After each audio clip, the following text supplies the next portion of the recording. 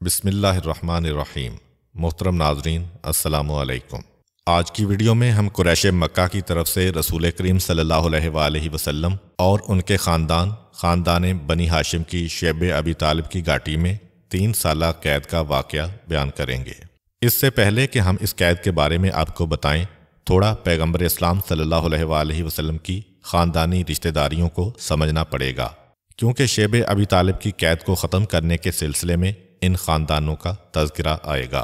انشاءاللہ پیغمبر اسلام کے آباء و اجداد کے بارے میں ایک تفصیلی ویڈیو ہم بعد میں آپ کے لیے لے کر آئیں گے۔ پیغمبر اسلام کے والد تھے جناب عبداللہ، جناب عبداللہ کے والد جناب عبد المطلب، جناب عبد المطلب کے والد جناب ہاشم، جناب ہاشم کے والد جناب عبد مناف، جناب عبد مناف کے والد جناب قصی، اور جناب قصی کے والد جناب کلاب، یعنی حضرت محمد ابن عبداللہ ابن عبد المطلب ابن ہاشم ابن عبد مناف ابن قصی ابن کلاب۔ یہ پیغمبر اسلام صلی اللہ علیہ وآلہ وسلم کا 7 پشتوں تک کا شجرہ نسب ہے۔ ان میں سے جناب قصی وہ شخصیت ہے جنہوں نے پورے خاندان کو، جو بکھر چکا تھا، ایک جگہ سمیٹ کے دوبارہ اتنا طاقتور بنایا کہ مکے پہ قبضہ کیا خاندان بنی ہاشم نے۔ پہلے ایسے حالات گزرے تھے کہ اگرچہ حضرت اسماعیل علیہ السلام کے صحیح وارث یہی لوگ تھے، مگر دشمنوں نے ان کو مکے سے بے دخل کر دیا۔ جناب قصی کے زمانے میں دوبارہ یہ لوگ طاقتور ہوئے اور اپنے حق کو حاصل کیا۔ مکے میں خانہ کعبہ کی عمارت کو تعمیر کرایا اور کچھ نئی چیزیں مکے میں شامل کیں۔ ان کے بیٹے تھے جناب عبد مناف۔ جناب عبد مناف کے 4 بیٹے تھے۔ ایک تو خود جناب ہاشم پیغمبر اسلام کے پردادا، جن کی وجہ سے یہ خاندان بنی ہاشم اور اس کے نوجوان ہاشمی نوجوان کہلاتے ہیں۔ دوسرے جناب ہاشم کے چھوٹے بھائی مطلب، یہ وہ چھوٹے بھائی تھے کہ جو مکمل طور پر اپنے بڑے بھائی کے تابع تھے۔ اس کے بعد جناب عبد مناف ہی کے تیسرے بیٹے تھے جناب نوفل، اور چوتھے بیٹے تھے عبد شمس۔ عبد شمس وہ ہیں کہ جن کی نسل سے بنو امیہ کا خاندان آیا، اور ان 4 بھائیوں ہاشم، مطلب، نوفل اور عبد شمس کی جو اولاد ہوئی وہ اپنے جد کے نام سے مشہور ہو گئی۔ ہاشم کا خاندان بنی ہاشم، مطلب کا خاندان بنی مطلب، نوفل کا خاندان بنی نوفل، اور عبد شمس کا خاندان شروع میں بنی عبد شمس اور بعد میں بنو امیہ کہلایا۔ عبد شمس کے بیٹے امیہ تھے، اس لیے خاندان کا نام بدل گیا۔ اب جو 2 بھائی ایک ساتھ تھے، جناب ہاشم اور جناب مطلب، آپ کے ذہن میں ایک نام بہت مشہور ہوگا، حضرت عبد المطلب کا۔ وہ عبد المطلب کہلائے ہی اپنے چچا کے نام پر تھے، کیونکہ جب جناب عبد المطلب کی ولادت ہوئی تو ان کا نام تو تھا شیبہ، اور ان کو ان کے ننیال نے اپنے پاس رکھا تھا۔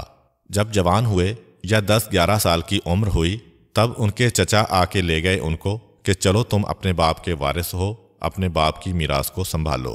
جب چچا اپنے بھتیجے کو لے کے مکے میں داخل ہوئے تو مکے والوں نے یہ منظر دیکھا۔ وہ سمجھے کہ شاید مطلب کسی غلام کو خرید کے لا رہے ہیں۔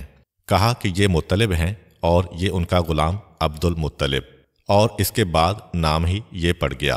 تو جناب عبد المطلب الگ ہیں، خاندان مطلب الگ ہیں۔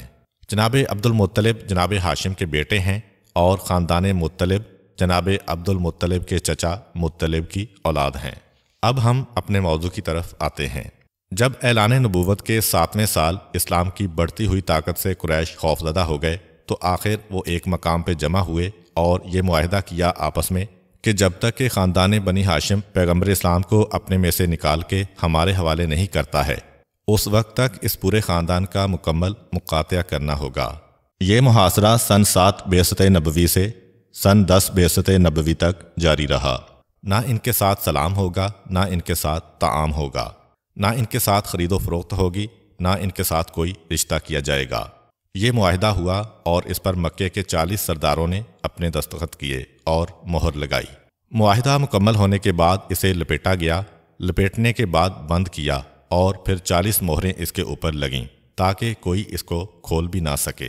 ایک روایت یہ ہے کہ اس معاہدے کی ایک نقل ابو جہل نے حاصل کی اور اپنی خالہ کے پاس رکھوائی، اور اصل معاہدہ جس پہ مہریں لگی تھیں خانہ کعبہ کی دیوار پہ لٹکا دیا گیا۔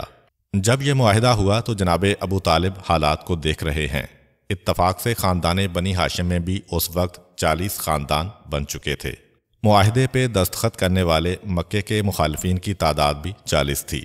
حضرت ابو طالب نے سب کو جمع کیا اور ان کے سامنے یہ صورتحال رکھی۔ یہ طے پایا کہ ان حالات میں مکے میں قیام کرنا خلاف مصلحت ہے۔ سارا مکہ ہمارا دشمن ہے۔ دشمنوں کے درمیان رہنے کا مطلب اپنی جان کو خطرے میں ڈالنا ہے۔ اپنی جان کا تو پھر بھی کوئی مسئلہ نہیں، پیغمبر اسلام صلی اللہ علیہ وآلہ وسلم کی حفاظت اصل مسئلہ ہے۔ بہتر یہ ہے کہ ہم یہاں سے کسی ایسے مقام پر منتقل ہو جائیں جہاں چاروں طرف کوئی قدرتی رکاوٹ ہو ان کو بچانے والی، جہاں بیٹھ کے نگرانی کرنا نسبتاً آسان ہو۔ شہر میں تو بڑا مشکل ہے۔ سب نے اس مشورے کو پسند کیا سوائے ایک آدمی کے۔ ابو لہب کہنے لگا کہ نہیں، تم حماقت کر رہے ہو، پورے مکے کی مخالفت مول لے رہے ہو صرف ایک آدمی کی وجہ سے، کیونکہ قریش ہمارے دشمن نہیں ہیں۔ انہوں نے معاہدے میں لکھا ہے کہ اگر یہ محمد کو ہمارے حوالے کر دیں تو یہ معاہدہ ختم۔ تو کیوں نہیں تم اس مسئلے کو ختم کر دیتے؟ سارے خاندان نے حضرت ابو طالب سے کہا کہ نہیں، یہ ہماری غیرت و حمیت کے خلاف ہے، یہ صلہ رحمی کے خلاف ہے۔ اور جو ایمان لا چکے تھے اس وقت تک، انہوں نے کہا کہ ہمارے تو ایمان کا مسئلہ ہے، ہم کبھی بھی اس پہ تیار نہیں ہوں گے۔ ابو لہب یہ سنتا ہے تو یہ کہہ کے کھڑا ہو گیا کہ تم اپنے پاؤں پہ خود کلہاڑی مار رہے ہو، تم خود حماقت کر رہے ہو۔ میں اس حماقت میں تمہارا شریک نہیں بنوں گا، میں تو اپنے مکان میں ہی رہوں گا۔ ابو لہب کے علاوہ 40 میں سے 39 خاندان والوں سے حضرت ابو طالب نے کہا کہ اپنا سامان جمع کرو اور مکے سے نکل جاؤ۔ جب یہ اطلاع بنی مطلب کو ملی تو وہ بھی آ گئے۔ کہا کہ اے ابو طالب، ہم بھی آپ کے ساتھ ہیں، ہماری جانیں بھی آپ پہ قربان ہیں، جہاں آپ جائیں گے وہاں ہم بھی جائیں گے۔ چنانچہ یہ دو خاندان، بنی ہاشم کا خاندان اور بنی مطلب کا خاندان، مکہ سے نکلا۔ یہ بات ذہن میں رہے کہ حالات کو دیکھتے ہوئے مکہ سے نکل جانے کی تجویز حضرت ابو طالب کی تھی۔ قریش نے نہیں کہا تھا کہ مکہ سے نکل جاؤ۔ چنانچہ یہ دونوں خاندان مکے سے نکلے۔ کوہ ابو قبیس کے پیچھے جو پہاڑی گھاٹیاں ہیں، ان میں ایک ایسا مناسب مقام تھا کہ چاروں طرف پہاڑیوں سے گھرا ہوا تھا۔ اگر 4 یا 5 نوجوانوں کو پہاڑیوں پہ لگا دیا جاتا تو دور دور تک کا علاقہ کور ہو جاتا، دور سے آنے والے دشمن کو بھی دیکھا جا سکتا تھا، اور کافی بڑی فوج بھی اگر حملہ کرے تو چند نوجوان مل کر اس کا مقابلہ کر سکتے تھے۔ جناب ابو طالب نے بہت سوچ سمجھ کر اس علاقے کا انتخاب کیا۔ اب 3 سال کے عرصے تک یہ پورا خاندان حضرت ابو طالب کی قیادت میں زندگی گزار رہا ہے۔ ان کے پاس بار بار پیغام آ رہا ہے کہ ہمارا تمہارا کوئی جھگڑا نہیں ہے، آج بھی اگر تم ایک بات ہماری مان لو تو واپس آ جاؤ عزت و احترام کے ساتھ، ہم تمہیں تمہارا پورا مقام دیں گے۔ مگر ابو جہل کی اس پیشکش کو بار بار ٹھکرایا جا رہا ہے۔ حضرت ابو طالب نے شیب ابی طالب میں آنے کے بعد ایک نظام قائم کیا۔ وہ نظام یہ تھا کہ پہرا دینے والے نوجوان، درے کی حفاظت کرنے والے نوجوان، اور خود پیغمبر اسلام صلی اللہ علیہ وآلہ وسلم کی جان بچانے کی ذمہ داری دی۔ سارا دن تو سورج کی روشنی ہے، رات کے وقت اندھیرے میں بڑا خوف رہتا ہے کہ اچانک حملہ نہ ہو جائے۔ چنانچہ پیغمبر اسلام اور خاندان بنی ہاشم جب سو جاتا، سب سو جاتے، تب حضرت ابو طالب پیغمبر اسلام کے بستر کو رات کا ایک حصہ گزرنے کے بعد دوسرے مقام پر منتقل کرتے ہیں، اور حضرت علی کرم اللہ وجہہ کو بیدار کر کے کہتے ہیں کہ تم اپنے چچا زاد بھائی کے بستر پر جا کے سو جاؤ۔ 3 سال اسی مشق میں گزرے۔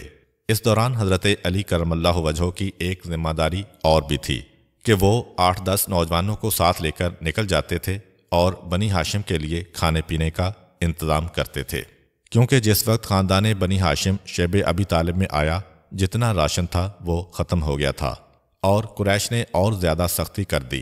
وہ اس طرح کے آس پاس جتنے بھی گاؤں اور قبیلے ہیں، سب جگہ ان کے قاصد پہنچ گئے، خبردار خاندان بنی ہاشم کے ہاتھ کوئی چیز نہ بیچنا نہ خریدنا، ورنہ ہماری اور تمہاری دشمنی ہو جائے گی۔ ابھی مسلمان اتنے طاقتور نہیں ہیں کہ ان کو خوش کرنے کی خاطر آس پاس کے دیہات ابو جہل کو ناراض کر دیں۔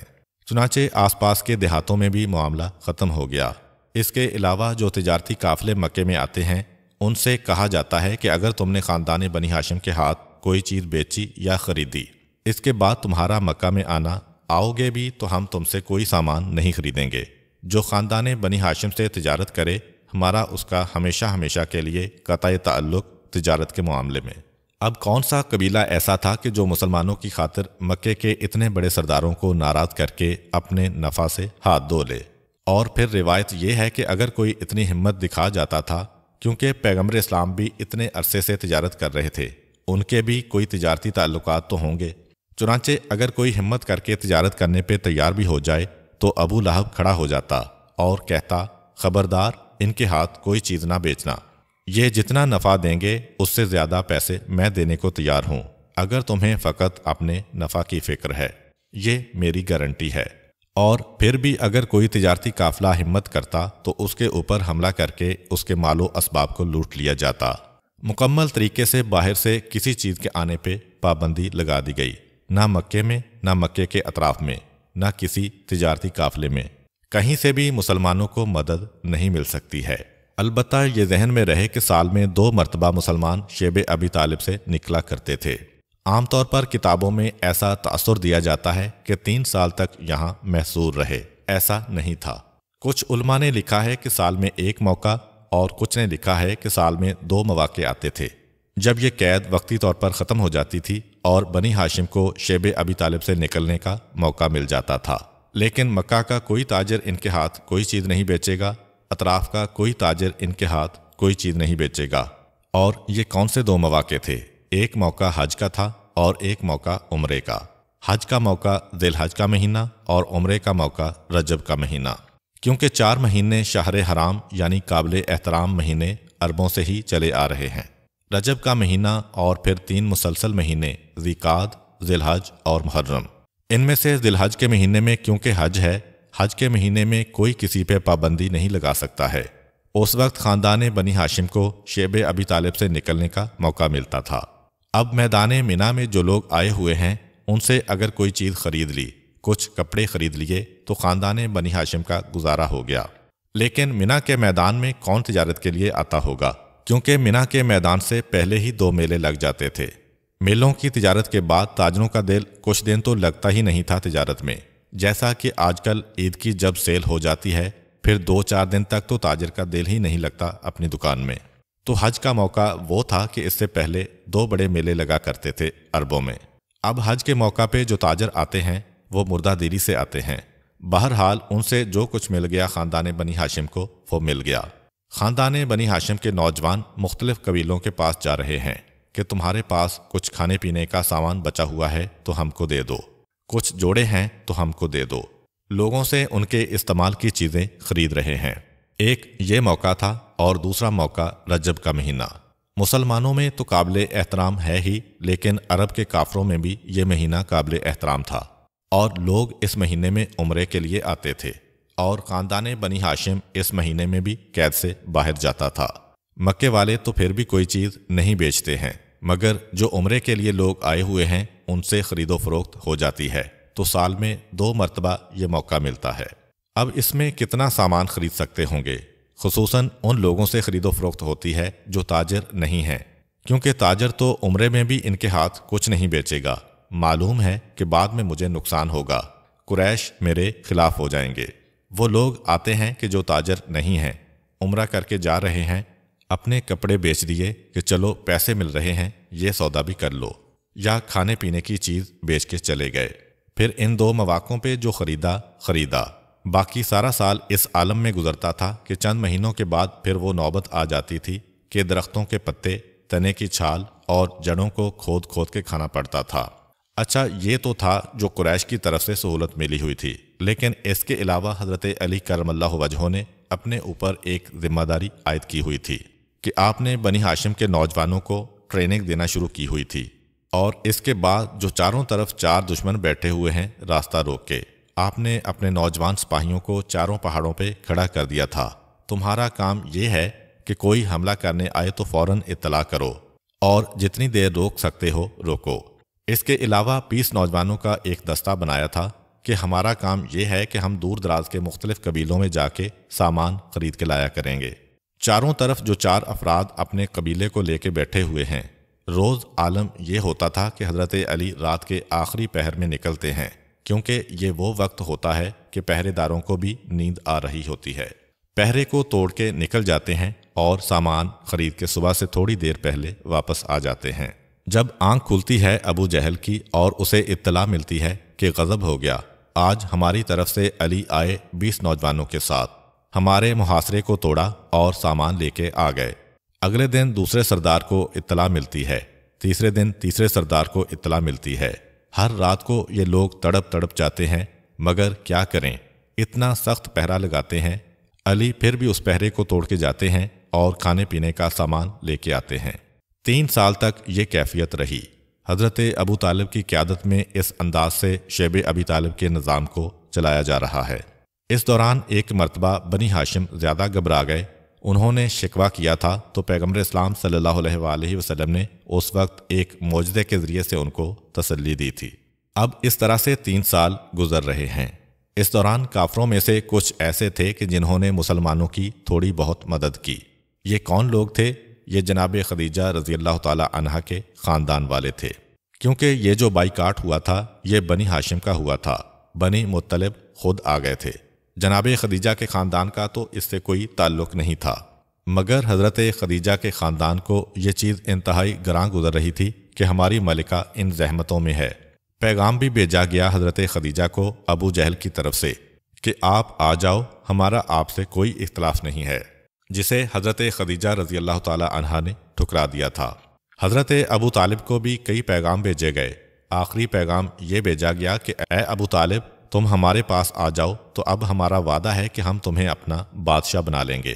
جو عہدہ آج تک مکے میں نہیں تھا، ہم تمہیں اپنا بادشاہ بنانے کو تیار ہیں۔ اس آخری پیغام کے جواب میں حضرت ابو طالب نے ایک مشہور قصیدہ لکھ کے بھیجا۔ اس کا خلاصہ یہ ہے کہ جان دے دیں گے مگر محمد کی محبت اور اطاعت سے منہ نہیں موڑیں گے۔ تو حضرت ابو طالب کو آخری پیشکش یہ ہوئی جس کا یہ سخت جواب دیا حضرت ابو طالب نے، اور ادھر حضرت خدیجہ کو بھی پیشکش کی جا رہی ہے۔ جناب خدیجہ نے بھی ٹھکرا دیا، مگر جناب خدیجہ کے خاندان والوں کا دل یہ چاہتا ہے کہ ہم کم سے کم جناب خدیجہ کی کچھ نہ کچھ مدد کریں۔ چنانچہ ان کے خاندان والوں میں سے جس کو موقع ملتا ہے وہ کھانے پینے کا سامان پہنچا دیتا ہے ان پہاڑی گھاٹیوں میں۔ اس میں بالخصوص 3 آدمیوں کا نام آتا ہے جو حضرت خدیجہ رضی اللہ تعالی عنہا کے رشتہ دار ہیں۔ ایک ہشام ابن عمرو عامری، جس کا طریقہ کار یہ ہے کہ وہ اونٹوں پر کھانے پینے کا سامان لاد کے اس طرف سے گزرتا ہے، اور موقع دیکھ کے جہاں کوئی گھاٹی نظر آئی وہ اپنے اونٹوں کو تیزی سے بھگا کے چھوڑ دیتا ہے اور خود وہاں کھڑا رہتا ہے۔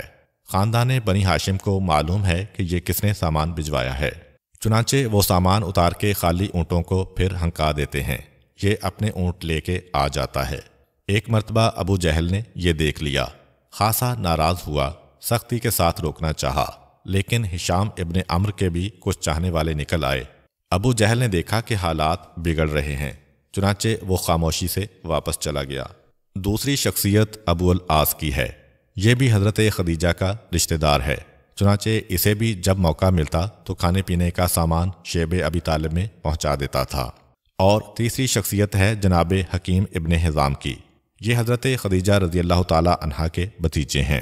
یہ اسلام تو نہیں لائے تھے مگر ہم درد تھے پیغمبر اسلام صلی اللہ علیہ وآلہ وسلم کے۔ یہ بھی اکثر و بیشتر کھانے پینے کا سامان لے کے شیب ابی طالب میں پہنچایا کرتے تھے۔ ہشام ابن عمرو تو اونٹوں کو ہنکا دیتا تھا، خود اندر داخل نہیں ہوتا تھا۔ ابو العاص اور حکیم ابن حزام کوشش کرتے تھے کہ یہ سامان ہم خود بنی ہاشم کے کسی نوجوان کے ہاتھ میں دے کے آئیں۔ تو ایک مرتبہ حکیم ابن حزام کھانا دے کے واپس آ رہے تھے کہ ابو جہل نے پکڑ لیا۔ یہ کیا طریقہ ہے؟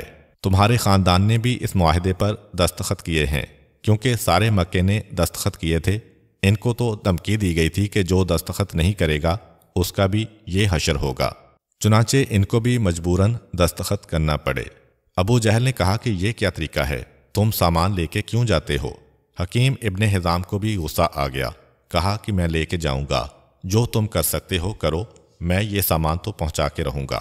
حکیم ابن حزام بھی یہ گفتگو اس اعتماد کے ساتھ شاید اس لیے کر رہے ہیں کہ انہیں معلوم ہے کہ 1.5-2 سال کی قید کے بعد اب مکے والوں کے خیالات بدل رہے ہیں۔ اب بنی ہاشم کے ان مظالم پر بہت سے دشمن قبیلے بھی اپنے آپ کو برا بھلا کہہ رہے ہیں، چنانچہ وہ اعتماد کے ساتھ لڑنے لگے کہ نہیں، میں تو پہنچاؤں گا، جو تمہیں کرنا ہے کر لو۔ ابو جہل غصے کے عالم میں تھا کہ ابو البختری یہاں سے گزرا۔ یہ ابو البختری ابو جہل کا دوست تھا اور اسلام مخالف مہم میں ایک سرگرم رکن بھی تھا، لیکن یہ حضرت خدیجہ کا دور کا رشتہ دار بھی تھا ان کی ماں کے حوالے سے۔ اس نے جب یہ دیکھا کہ میرے رشتہ دار حکیم بن حزام کو ابو جہل روک کے کھڑا ہے، ابو جہل سے پوچھا کیا ہوا ہے؟ ابو جہل نے کہا کہ دیکھا نہیں، یہ تمہارا رشتہ دار ہمارے مجرموں کو کھانا پینا مہیا کر رہا ہے۔ ابو البختری کہنے لگا تو کیا ہوا؟ اس کی پھوپھی ہے وہاں پہ، اپنی پھوپھی کی مدد کر رہا ہے، تم کون ہو روکنے والے؟ ابو جہل کو غصہ آ گیا، کہا کہ اے ابو البختری، یہ تو ایسا لگ رہا ہے کہ تم بھی اس کی حمایت پہ آمادہ ہو رہے ہو۔ ابو البختری مسلمانوں کا سخت ترین دشمن ہے، اس نے یہ سنا تو اسے بھی غصہ آ گیا۔ قریب ہی ایک اونٹ کی ہڈی پڑی ہوئی تھی، وہ ہڈی اٹھا کے اتنے زور سے ابو جہل کے سر پہ ماری کہ ابو جہل کا سر پھٹ گیا کہ تم نے میرے اوپر یہ الزام لگایا ہے۔ اب ابو جہل جواب دینا چاہتا ہے کہ دونوں کے کان میں ایک کہے کی آواز آئی، گھوم کے دیکھا تو کیا دیکھتے ہیں کہ آج پہاڑی کی گاڑی پر حضرت حمزہ رضی اللہ تعالی عنہ پہرا دے رہے ہیں اور دونوں کو لڑتا دیکھ کے ہنس رہے ہیں۔ ابو جہل ابو البختری سے کہنے لگا یہ تو بہت بری بات ہے، ہمارا جھگڑا دشمنوں تک پہنچ گیا ہے، وہ مذاق اڑا رہے ہیں، چلو خیر چھوڑو اس حکیم ابن حزام کو، ہمیں یہاں سے چلنا چاہیے۔ چنانچہ جناب حمزہ کی مسکراہٹ کو دیکھ کے شرما کے یہ دونوں کافر وہاں سے ہٹ کے آ گئے اور حکیم ابن حزام کا مسئلہ ختم ہو گیا، جس سے اس کے بعد بھی وہ تھوڑا بہت کھانے کا سامان پہنچاتے رہے۔ یہ ہم آپ کو اس لیے بتا رہے ہیں کہ بعض اوقات ذہن میں آتا ہے کہ 3 سال اگر کھانے پینے کی کوئی چیز نہیں آئی تو زندہ کیسے رہے؟ کوئی معجزہ تو نہیں تھا شیب ابی طالب میں، یہ 3-4 طریقے تھے۔ ان 3 آدمیوں کے نام آگے تاریخ میں جو تھوڑا بہت سامان پہنچاتے تھے۔ حضرت علی کرم اللہ وجہہ کا طریقہ آ گیا، سال میں 2 مرتبہ بنی ہاشم کے باہر نکلنے کا معاملہ آ گیا، لیکن اتنا سامان نہیں ملتا کہ پیٹ بھر کے کھا سکیں، بالخصوص نہانے کا پانی اور بدلنے کے لیے لباس۔ عمرے اور حج میں جو کپڑے ملتے ہیں وہ بھی استعمال شدہ ملتے ہیں، اس لیے خاندان بنی ہاشم ان طریقوں سے سامان آنے کے باوجود انتہائی پریشانی میں دن رات گزار رہا تھا۔ آخر میں وہ نوبت پہنچی کہ درختوں کے پتے ختم ہو گئے، درختوں کے تنے کی چھال ختم ہو گئی، پھر اس کے بعد درختوں کی جڑیں کھود کے کھانے کا سامان کیا جانے لگا، جس میں حضرت خدیجہ رضی اللہ تعالی عنہا کے حصے میں ایک زہریلی جڑ آ گئی، جس کے کھانے سے وہ اسی شیب ابی طالب میں بیمار پڑ گئی تھیں۔ لیکن وہ وقت بھی آ گیا کہ یہ 3 سال کا امتحان پورا ہونے والا تھا۔ ادھر 3 سال مسلسل گزرے، اب مسلمان کتنے کمزور ہیں، کتنے بیمار ہو گئے، ان کی حالت کتنی خراب ہو رہی ہے، یہ سارا مکہ دیکھ رہا ہے اور ہر ایک کو احساس جرم ہو رہا ہے، خصوصاً وہ قبیلے جن کی رشتہ داریاں ہیں اس خاندان سے، وہ اپنے آپ کو مجرم سمجھ رہے ہیں کہ یہ تو ہم نے عرب کے پرانے طریقے کے خلاف عمل کیا ہے۔ یہ ایک طرف، اور دوسری طرف رات کی تاریکی میں جو بچے روتے ہیں اس کے بھی اثرات ہو رہے ہیں لوگوں پر، یہاں تک کہ ایک وہ وقت آیا کہ پروردگار کی مصلحت کا تقاضا ہوا کہ یہ امتحان اب مکمل ہو گیا ہے، اسے ختم کیا جائے، اور وہ اس طرح کہ آہستہ آہستہ مکے میں مسلمانوں کے لیے ایک فضا ہموار ہو چکی تھی، لوگ خود اپنے آپ کو مجرم سمجھنے لگے تھے کہ یہ ہم سے غلطی ہو رہی ہے۔ ہشام ابن عمرو عامری کہ جن کو حضرت خدیجہ رضی اللہ تعالی عنہا کی بیماری کی خبر بھی مل چکی تھی، بڑے پریشان ہوئے کہ یہ تو ہماری غیرت کے خلاف ہے، ہماری ملکہ ہیں اور اس حالت میں بیمار ہیں اور ہم کچھ نہیں کر رہے، کسی طرح اس معاہدے کو ختم کرنا چاہیے۔ مگر ہشام اکیلے ہیں، وہ کیا کریں؟ وہ قبیلہ بنی مخزوم کے سردار زبیر یا زہیر کے پاس پہنچے۔ زہیر کے پاس کیوں گئے؟ زہیر کے پاس اس لیے گئے کہ زہیر کے والد تو بنی مخزوم کے تھے، مگر ان کی والدہ خاندان بنی ہاشم کی تھیں اور بہت ہی قریبی رشتہ تھا ان کا خاندان بنی ہاشم سے۔ یہ حضرت عبد المطلب کی بیٹی ہیں اور ان کا نام ہے عاتقہ۔ اس کا مطلب کیا ہوا کہ زہیر کی ماں نبی کریم صلی اللہ علیہ وآلہ وسلم کی پھوپھی ہیں اور حضرت ابو طالب کی بہن ہیں۔ جس وقت ہشام زہیر کے پاس پہنچے، اتفاق سے کھانے کا وقت تھا، دیکھا کہ سردار قبیلہ ہیں، دسترخوان ہے، کھانا چل رہا ہے۔ انہوں نے انتظار کیا، کھانا ختم ہوا اور زہیر گھر کے اندر گئے، یہ بھی ساتھ گئے۔ کہا کہ اے زہیر، ابھی آپ کھانا کھا رہے تھے، ایک چیز میری سمجھ میں نہیں آتی، کیا آپ کا دل چاہتا ہے کھانا کھانے کا، جبکہ آپ کے ماموں پتہ نہیں اس وقت شیب ابی طالب میں انہیں کچھ کھانے کو ملا بھی ہوگا کہ فاقے کے عالم میں ہوں گے۔ اے زہیر، آپ تو عرب کے غیرت مند سردار ہیں، آپ کا خاندان عبد المطلب سے تعلق بھی ہے، آپ اطمینان سے سوتے ہیں، پتہ نہیں آپ کے ماموں پر کیا گزر رہی ہے۔ زہیر نے کہا کہ اے ہشام، تم نے بالکل ٹھیک کہا، زہیر کہتے ہیں کہ اگر مجھے کوئی ساتھی مل جائے تو میں اس کے لیے کچھ کرنے کو تیار ہوں۔ ہشام کہتے ہیں کہ پہلا تو میرا ہی نام ہے آپ کے ساتھ، اور دیکھیے میں ابھی کوشش کرتا ہوں۔ ان کو تیار کر کے ہشام چلے قبیلہ بنی نوفل کے سردار مطعم بن عدی کے پاس۔ بنی نوفل جناب ہاشم کے تیسرے بھائی نوفل کی اولاد ہیں۔ مطعم بن عدی کے بارے میں یہ بھی بیان کیا جاتا ہے کہ قریش مکہ کے 40 میں سے 39 خاندانوں نے معاہدہ قریش پر دستخط کیے تھے، جبکہ انہوں نے اس معاہدے پر دستخط کرنے سے انکار کر دیا تھا۔ ان کے پاس پہنچے ہشام، کہا کہ اے مطعم، آپ خاندان بنی ہاشم کی مخالفت میں ابو جہل، ولید اور عتبہ جیسی شخصیتوں سے مل گئے ہیں۔ کیا آپ کو پتہ نہیں کہ یہ لوگ کیسے ہیں؟ آج یہ آپ کے ساتھ ہیں، مگر کل جب خاندان بنی ہاشم ختم ہو جائے گا تو پھر آپ لوگوں کی باری آئے گی، اس لیے کہ پورا عرب خاندان بنی ہاشم کا کیوں دشمن ہے؟ فقط ان کے فضائل کو دیکھ کر۔ آج ان کی باری ہے، کل آپ کی باری آنے والی ہے۔ یہ سب ہمارے دشمن ہیں جو آج جمع ہو چکے ہیں۔ مطعم نے کہا، تم نے صحیح کہا، یہ چیز میرے ذہن میں بھی ہے کہ خاندان بنی ہاشم ہے تو میرے چچا کی اولاد، ہم لوگ ہیں تو ایک ہی قبیلے کے۔ مجھے معلوم ہے کہ خاندان بنی ہاشم کے ختم ہونے سے ہماری طاقت کم ہو جائے گی، لیکن میں کیا کروں؟ میں اکیلا کچھ نہیں کر سکتا۔ میں نے معاہدے سے دستخط کرنے سے انکار کیا، اور میں کیا کر سکتا ہوں؟ اگر کوئی اور مجھے مل جائے تو میں ہمت کروں۔ کہا کہ نہیں، بنو مخزوم کے سردار زہیر بھی تیار ہیں۔ کہا کہ یہ تو بہت اچھی بات ہے، لیکن کسی ایک آدمی کو اور ڈھونڈو۔ اب ہشام اور تلاش میں نکلے کہ کوئی اور میری مدد کرنے والا مل جائے۔ ضمعہ ابن اسود کے پاس پہنچے۔ یہ بھی خاندان بنی ہاشم سے ننیالی رشتہ رکھتے تھے۔ ضمناً یہ بھی بتاتا چلوں کہ یہ رسول کریم صلی اللہ علیہ وآلہ وسلم کی زوجہ حضرت ام سلمہ رضی اللہ تعالی عنہا کے پہلے شوہر تھے۔ ان کے بعد حضرت ابو سلمہ سے ان کا نکاح ہوا تھا، اور تیسرے اور آخری نمبر پر رسول کریم صلی اللہ علیہ وآلہ وسلم سے۔ ان کے سامنے یہ مسئلہ رکھا کہ یہ بات ہے۔ انہوں نے بھی کہا کہ ہاں میرا رشتہ ہے، اور میری غیرت یہ گوارا نہیں کر رہی، لیکن اکیلا آدمی کیا کرے گا؟ ہشام نے کہا کہ اب آپ اکیلے نہیں ہیں، 2 اور قبیلوں کے سردار آپس میں مل چکے ہیں، وہ میرے ساتھ تیار ہیں۔ چنانچہ ان تینوں کو تیار کیا، اور روایت میں ہے کہ ابو البختری جو بدترین دشمن تھا مسلمانوں کا، وہ بھی حضرت خدیجہ رضی اللہ تعالی عنہا کی وجہ سے تیار ہو گیا ان کی مدد کرنے کو۔ یہ چاروں یعنی زہیر، مطعم، ضمع اور ابو البختری، یہ سارے اپنے اپنے قبیلوں کے سردار ہیں جو اس مہم کو چلا رہے ہیں۔ ہشام یہ سردار نہیں ہیں۔ اب ان چاروں سے بات کی ہشام نے۔ یہ طے پایا کہ آج رات کو رات کی تاریکی میں حجون کے مقام پہ ہم جمع ہو کے ایک میٹنگ کریں گے۔ حجون مکے کے ایک محلے کا نام ہے جس میں مکے کا مشہور ترین قبرستان جنت المعلی واقع ہے۔ یہ ہشام کی ذمہ داری لگائی کہ تم سب کو جمع کرو۔ رات کی تاریکی میں سب وہاں جمع ہوئے، ایک دوسرے سے بات کی تو پتہ چلا کہ ہاں یہ سب لوگ تڑپ رہے ہیں کہ ابو جہل کے دھوکے میں ہم کیوں آ گئے۔ اس کا تو کچھ نہیں گیا، خاندان ہمارے زحمتیں اٹھا رہے ہیں، اور آج اگر بنی ہاشم ختم ہو گیا تو کل ہم بھی کمزور ہو جائیں گے۔ یہ طے پایا کہ کل صبح جا کے ہمیں اس مسئلے پہ آواز اٹھانا ہے، اور ابو جہل سے کہنا ہے کہ وہ معاہدہ کینسل۔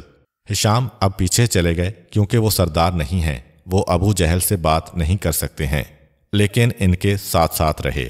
اگلے دن صبح کے وقت جب سارے سرداران قریش اپنی اپنی سیٹوں پر بیٹھ گئے، جو حرم کے چاروں طرف ایک انتظام ہوتا تھا نشست کا، تو ان لوگوں نے کہا کہ آج ہم ایک اہم مسئلہ لے کے آئے ہیں، سب ایک جگہ جمع ہو جائیں۔ سارے سردار آ گئے۔ کہا کہ کیا بات ہے؟ ضمعہ ابن اسود کھڑے ہوئے اور کہا کہ اے قریش کے سرداروں، یہ ہمیں کیا ہو گیا تھا؟ کیا ہماری آنکھوں پہ پردہ پڑ گیا تھا؟ ہم نے وہ کام کیا جو عرب کی غیرت کے خلاف ہے۔ آج تک عرب میں کبھی ایسا نہیں ہوا۔ اب یہ تھے تو 4 سردار، مگر ان کی رشتہ داریاں تو بہت سارے قبیلوں میں تھیں۔ انہوں نے بھی کہا کہ ہاں تم بالکل ٹھیک کہہ رہے ہو، مگر دبے دبے انداز میں۔ ابو جہل کھڑا ہو گیا کہ بالکل غلط، اے ضمعہ تم معاہدہ کرنے کے بعد اس سے پھر رہے ہو، یہ صحیح نہیں ہے، تم اکیلے کی بات کوئی نہیں سنے گا۔ وہ تو باقاعدہ ایک طے شدہ بات تھی۔ جیسے ہی کہا کہ تم اکیلے کی بات کوئی نہیں سنے گا، فوراً زہیر کھڑے ہوئے، کہا کہ نہیں، یہ بالکل ٹھیک کہہ رہا ہے، ہم نے عرب کی غیرت کے خلاف ایک قدم اٹھایا ہے، اور ہمیں اپنی غلطی پہ ندامت ہے، بلکہ ہم نے دستخط بھی خوشی سے نہیں کیے تھے، تمہاری زبردستی سے کیے تھے۔ ابو جہل گھبرایا کہ نہیں تم جھوٹ کہہ رہے ہو۔ مطعم بن عدی کھڑے ہو گئے، کہا کہ نہیں یہ دونوں سچے ہیں، تم جھوٹے ہو۔ دستخط زبردستی لیے گئے تھے، بغیر ہمیں سمجھائے ہوئے، اسی لیے میں نے انکار کر دیا تھا۔ ابو جہل حیران ہو کے دیکھ رہا ہے کہ ابو البختری اس کا دوست ہے، وفادار ہے۔ وہ بھی کھڑا ہوتا ہے اور کہتا ہے کہ ہم راضی نہیں ہیں ان دستخطوں کے اوپر۔ ابو جہل ہے تو شاطر دماغ، کہتا ہے کہ یہ تو ایسا لگ رہا ہے کہ کل رات کو کوئی خاص میٹنگ ہوئی ہے جس میں یہ باتیں طے پائی ہیں۔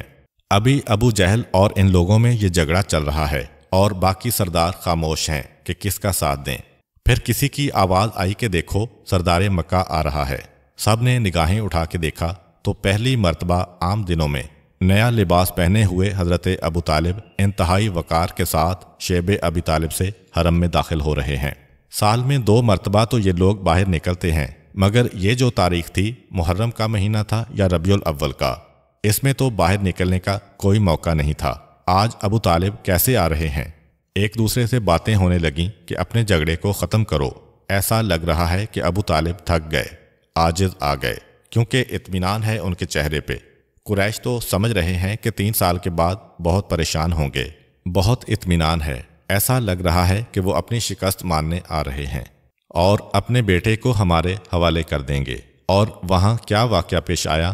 اسی صبح کو جب یہ 5 آدمی رات کو میٹنگ کر کے تیار ہوئے تھے، اسی صبح کو پیغمبر اسلام صلی اللہ علیہ وآلہ وسلم نے اپنے چچا سے کہا کہ اے میرے چچا ابو طالب، آج آپ کو جانا ہے اور نئے کپڑے پہن کے جائیے سرداران مکہ کی میٹنگ میں، اور ان کو جا کے یہ بتائیے کہ جو معاہدہ انہوں نے کیا تھا پروردگار نے دیمک کو اس پہ مسلط کر دیا ہے۔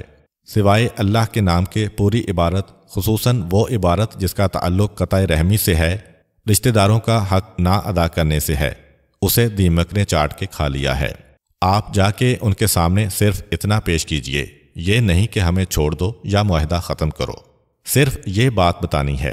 حضرت ابو طالب اپنے ساتھیوں کے ساتھ چلے جو بزرگ تھے قبیلے کے، عین اس وقت آئے کہ جب یہ جھگڑا عروج پر تھا، مگر ابو جہل نے خاموش کرا دیا۔ خاموش ہو جاؤ، ابو طالب آ رہے ہیں، شاید اپنے بھتیجے کو ہمارے حوالے کرنے آ رہے ہیں۔ حضرت ابو طالب آئے، سارا مجمع کھڑا ہوا احترام ابو طالب میں۔ حضرت ابو طالب کو سب نے سلام کیا، آپ نے سلام کا جواب دیا اور کہا کہ آج میں تمہارے لیے خبر لے کے آ رہا ہوں۔ قریش متوجہ ہوئے، کیا خبر لے کے آ رہے ہیں؟ ہر ایک کے ذہن میں تو ایک ہی بات ہے کہ آپ اپنے بھتیجے کو ہمارے حوالے کریں گے۔ کہا کہ نہیں، میرے بھتیجے نے مجھے خبر دی ہے کہ پروردگار نے اس کو بتایا ہے کہ تمہارے اس معاہدے کو اس طرح سے دیمک نے کھا لیا ہے، اور یہ میرا بھتیجا کہہ رہا ہے جس نے آج تک کوئی غلط بات نہیں کہی۔ اگر ایسا نہ ہو تو میں اپنے بھتیجے کو تمہارے سپرد کر دوں گا، پھر تمہاری مرضی اسے زندہ رکھو یا اسے سزا دو۔ اتنا یقین اور اطمینان حضرت ابو طالب کے انداز میں ہے۔ جس طرح سے یہ بات سنی گئی، اس وقت تمام سردار گھبرا کر ایک دوسرے کو دیکھنے لگے۔ ابو جہل نے کہا، بالکل جھوٹ بات، میں ابھی دکھاتا ہوں کہ یہ غلط بات ہے۔ جاؤ دیوار کعبہ سے اس معاہدے کو اتار کے لاؤ۔ اس معاہدے کو اتار کے لایا گیا۔ اب سب نے پہلے تو غور سے دیکھا، ہاں مکمل طریقے سے مہر بند ہے، اس کا امکان ہی نہیں کہ دیمک اس کے اندر داخل ہوئی ہو، اور یہ بھی ممکن نہیں کہ کسی نے کھول کے دوبارہ بند کیا ہو، مہریں تو وہی لگی ہوئی ہیں۔ اب سارے مجمع کے سامنے ان مہروں کو توڑا گیا، اور جب اس معاہدے کو نکالا گیا تو دیکھا گیا کہ فقط پہلا جملہ بسمک اللہم، جو عرب بھی زمانہ جاہلیت میں اپنی تمام تحریروں میں لکھا کرتے تھے، یہاں تک کہ صلح حدیبیہ جب ہوئی اس میں بھی سب سے پہلے یہی لکھا گیا، بسمک اللہم، یعنی اے خدا تیرے نام سے آغاز ہوتا ہے۔ یہ عربوں کی بسم اللہ تھی۔ بسمک اللہم موجود ہے، باقی ساری عبارت کو دیمک کھا چکی ہے۔ جب یہ منظر دیکھا تو سب پریشان کہ کیا ہو گیا ہے، سب کے سر جھکے ہیں۔ وہاں زہیر اور مطعم بن عدی دونوں کھڑے ہو گئے اور ابو جہل کے ہاتھ سے اس کاغذ کو چھینا اور اس کو پارا پارا کر کے پھینک دیا اور کہا، یہ ختم ہو گیا معاملہ، ہم تو پہلے ہی کہہ رہے تھے۔ ابو جہل سٹ پٹایا، یہ تم نے کیا کیا؟ اس پہ سب کے دستخط ہیں۔ کہا کہ نہیں، اب ہم اس دستخط کو نہیں مانتے ہیں، ہم تو پہلے ہی اس معاہدے کو توڑنا چاہتے ہیں۔ حضرت ابو طالب کا کام ختم ہو گیا، کچھ نہیں کہا، یہ جھگڑا ہو رہا ہے۔ حضرت ابو طالب خانہ کعبہ کے قریب آئے، طواف کیا اور وہاں سے واپس شیب ابی طالب میں چلے گئے۔ اور کوئی بات نہیں کی۔ یہ 5 افراد جن میں 4 سردار ہیں اور ایک ہشام ابن عامر ہے، انہوں نے کہا کہ یہ معاہدہ تو ہم نے پھاڑ دیا ہے۔ 40 میں سے جو باقی 35 تھے کوئی نہیں بولا سوائے ابو جہل کے۔ اس کا مطلب یہ ہے کہ قریش ہمارے ساتھ ہیں۔ اب یہ اپنے اپنے قبیلوں میں گئے، باقاعدہ ہتھیار لگا کے مکمل تیاری کے ساتھ یہ اپنے نوجوانوں کے دستوں کو لے کے آئے شیب ابی طالب میں۔ یہ چاروں قبیلے پہنچتے ہیں اپنے اپنے سردار کی قیادت میں، اور پوری عزت و احترام کے ساتھ خاندان بنی ہاشم و خاندان بنی مطلب کو شیب ابی طالب سے نکالا جاتا ہے، اور وہ اپنے گھروں میں منتقل ہوئے، اور ایک لمحے کے لیے مکے کی فضا مسلمانوں کے حق میں ہو گئی۔ اور اگر اسی انداز سے معاملات چلتے تو شاید ہجرت کا واقعہ بھی پیش نہ آتا، مگر پروردگار کی مصلحت تو یہ تھی کہ مسلمانوں کے ایمان کا مکمل امتحان ہو جائے۔ اس لیے مسلمانوں کے حق میں جو ماحول جا رہا ہے کون سے ایسے واقعات پیش آئے کہ ایک مرتبہ پھر مسلمانوں کی مخالفت فوراً شروع ہو گئی۔ وہ کیا واقعات تھے؟ پہلا واقعہ تو یہ کہ حضرت ابو طالب جن کی 85 سال عمر ہو چکی ہے، 3 سال شیب ابی طالب کے سارے مصائب برداشت کیے، انتہائی بیمار ہو چکے تھے۔ بعض روایتوں میں ہے کہ شیب ابی طالب سے آنے کے 2 مہینے بعد، اور بعض میں ہے کہ 6 مہینے کے بعد ربیع الاول یا رجب کے مہینے میں، اور بعض کہتے ہیں کہ شوال کا مہینہ تھا۔ حضرت ابو طالب انتہائی شدید بیمار ہو گئے، اور وہ وقت آ گیا کہ سارے مکے کو یقین ہو گیا کہ حضرت ابو طالب ہم سے رخصت ہو رہے ہیں۔ چنانچہ دوست اور دشمن سب حضرت ابو طالب سے آخری ملاقات کے لیے آئے۔ اس وقت حضرت ابو طالب نے 3 وصیتیں کیں۔ پہلی وصیت مکے کے ان لوگوں کو کی جو دوسرے قبیلوں کے سرداران ہیں، جن میں ابو جہل بھی ہے۔ کہا کہ دیکھو، میں تمہیں وصیت کرتا ہوں کہ میرے بھتیجے کی مخالفت نہ کرنا، اس کا ساتھ دینا، لیکن مجھے معلوم ہے کہ تم میری بات نہیں مانو گے، اور دیکھو، یاد رکھو، اگر تم نے میرے بھتیجے کی بات کو نہیں مانا تو جو غریب لوگ ہیں یہ لوگ اس کی بات مان لیں گے، اور ایک دن وہ آئے گا کہ یہ سردار بن جائیں گے، اور تمہیں انتہائی ذلت کے ساتھ غلامی کو دیکھنا پڑے گا۔ یہ ایسی وصیت کر رہے ہیں حضرت ابو طالب جس کا کوئی امکان نہیں ہے، مگر ایک وہ دن آیا کہ لوگوں نے یاد کیا حضرت ابو طالب کی وصیت کو۔ چنانچہ تاریخوں میں لکھا ہے کہ حضرت عمر رضی اللہ عنہ کی خلافت کا زمانہ ہے۔ سہیل ابن عمرو اور ابو سفیان یہ دونوں مکے کے بہت بڑے سردار ہیں۔ باقی تو جتنے مخالفین تھے پیغمبر اسلام صلی اللہ علیہ وآلہ وسلم کے، وہ جنگ بدر اور جنگ احد میں مارے گئے۔ یہ 2 بڑے سردار باقی تھے۔ سہیل ابن عمرو کون ہے؟ یہ وہ آدمی ہے جس نے صلح حدیبیہ کا معاہدہ لکھا تھا۔ یہ دونوں پہنچے کسی کام سے حضرت عمر رضی اللہ تعالی عنہ سے ملاقات کے لیے۔ بٹھا دیا گیا ان کو دروازے کے باہر۔ اتنے میں حضرت بلال حبشی اور صہیب رومی رضوان اللہ علیہم آ گئے۔ حضرت بلال بھی غلام، حضرت صہیب بھی غلام۔ جیسے ہی یہ آئے دروازہ کھولا گیا اور یہ دونوں اندر چلے گئے۔ جس وقت یہ منظر دیکھا تو یاد کیا ان لوگوں نے کہ ابو طالب نے کیسی وصیت کی تھی۔ اگر ہم مان لیتے تو آج یہ تو نہ ہوتا کہ جو ہمارے غلام ہیں کہ جنہیں کل تک ہم سے ملنے کے لیے انتظار کرنا پڑتا تھا، آج وہ براہ راست حاکم کے پاس جا رہے ہیں، اس لیے کہ وہ اولین مسلمانوں میں سے ہیں، اور ہم کو دروازے پہ بٹھایا جا رہا ہے کہ جب تمہاری باری آئے گی تب تم کو بلایا جائے گا۔ وہ ابو طالب کی کیسی بہترین وصیت تھی، کاش ہم نے اس پہ عمل کیا ہوتا۔ ان کو وصیت کرنے کے بعد رخصت کیا گیا۔ اب اپنے خاندان سے کہا کہ میری تم کو بھی یہی وصیت ہے کہ کبھی بھی میرے بھتیجے کے دامن کو نہ چھوڑنا، جو اس کے ساتھ رہے گا دنیا و آخرت میں وہ کامیاب و کامران ہوگا۔ اور اس کے بعد ان کو بھی رخصت کیا۔ آخری بات پیغمبر اسلام صلی اللہ علیہ وآلہ وسلم سے ہو رہی ہے۔ کہا کہ اے میرے بھتیجے، میرے پاس 2 امانتیں ہیں، پہلے تو یہ لے۔ یہ کہہ کے حضرت ابراہیم علیہ السلام کی وصیتیں پیغمبر اسلام صلی اللہ علیہ وآلہ وسلم کو منتقل کیں، اور جتنے بھی ما قبل کے انبیاء ہیں ان کی امانتیں ایک صندوق میں تھیں، وہ پیغمبر اسلام کے سپرد کیا۔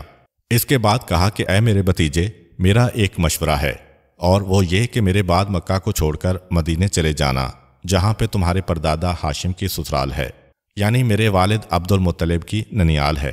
وہ لوگ تمہاری مکمل حفاظت کریں گے۔ پورے عرب میں اور کوئی شہر ایسا نہیں ہے جہاں تمہیں اتنی حفاظت سے رکھا جائے۔ حضرت ابو طالب کی یہ وصیت اس وقت ہے جب ہجرت کا کوئی تصور ہی نہیں ہے۔ 3 سال کے بعد جب پیغمبر اسلام صلی اللہ علیہ وآلہ وسلم مدینہ پہنچے تو آپ نے دیکھا کہ حضرت ابو طالب کی وصیت कैसी बरहक साबित हुई कि मदीने ने इतनी ताकत दी मुसलमानों को कि सारी दुनिया में इस्लाम का परचम लहराने लगा। चुनांचे इनके बारे में मौलाना अबुल आला मौदूदी कहते हैं कि दानिशमंदी में, सियासी बसीरत में, मुस्तकबिल को देखने में अबू तालिब जैसा कोई था भी नहीं, क्योंकि तीनों वसीयतें वो हैं कि जिसने अमल किया वो फ़ायदे में रहा, जिसने इनको ठुकरा दिया वो नुकसान में रहा। और हज़रत अबू तालिब का इंतकाल हो गया इस आखिरी वसीयत के बाद। पैगम्बर इस्लाम सल्लल्लाहु अलैहि वसल्लम ख़ुद जनाजे के साथ साथ चले। मुकामे हुजून पर जन्नतुल मुअल्ला के कब्रिस्तान में हज़रत अली करमल्लाहु वजहू ने अपने वालिद को कब्र में दफन किया और पैगम्बर इस्लाम सरहाने खड़े हैं।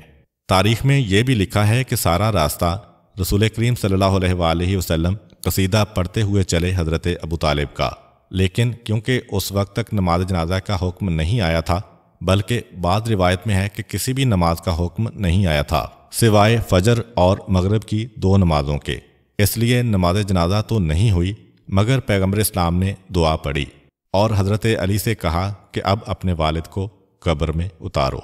हज़रत अबू तालिब का इंतकाल हुआ ही था कि 1 महीने और 10 दिन के बाद या 4 महीने के बाद हज़रत खदीजा रज़ी अल्लाह ताला अन्हा, जो शेब अबी तालिब से ही कमज़ोर चली आ रही हैं, 10 रमज़ान सन 10 बेसत को उनका भी इंतकाल हो गया। आपको भी जन्नतुल मुअल्ला के कब्रिस्तान में हज़रत अबू तालिब की कब्र के करीब दफन किया गया। अगर हज़रत अबू तालिब की वफ़ात रजब में मानी जाए तो सिर्फ 2 महीने के वक्फे से पैगम्बर इस्लाम सल्लल्लाहु अलैहि वसल्लम पे 2 ऐसे सदमे आ पड़े कि इस पूरे साल का नाम आमुल हुज़्न यानी गम का साल रख दिया गया। इस मौका पर पैगम्बर इस्लाम सल्लल्लाहु अलैहि वसल्लम का एक जुमला है कि जब तक मेरे चचा अबू तालिब जिंदा थे कुरैश बुज़दिल थे। अबू तालिब की मौत ने कुरैश को बहादुर बना दिया है। ये एक जुमला बता रहा है कि कितनी पुष्टपनाही की हज़रत अबू तालिब ने पैगम्बर इस्लाम सल्लल्लाहु अलैहि वसल्लम की, यानी एक अकेले अबू तालिब सारे कुरैश के हमलों को अपने सीने पे रोक रहे थे। कुरैश की हिम्मत नहीं पड़ रही थी पैगम्बर इस्लाम के खिलाफ अलल ऐलान कोई कदम उठाने की। अब परवरदिगार का हुक्म आ गया कि ए मेरे हबीब, अब मक्का को छोड़ने की तैयारी करो, वो ना रहा कि जो मक्का में तुम्हारा सहारा था। उम्मीद करता हूँ कि आपको आज की वीडियो अच्छी लगी होगी। अगर आपको हमारी वीडियो अच्छी लगी है तो वीडियो को लाइक करें और मज़ीद इस तरह की वीडियोस देखने के लिए हमारा चैनल सब्सक्राइब कर लें। मिलते हैं नेक्स्ट वीडियो में। इजाज़त दीजिए। अल्लाह हाफ़िज़।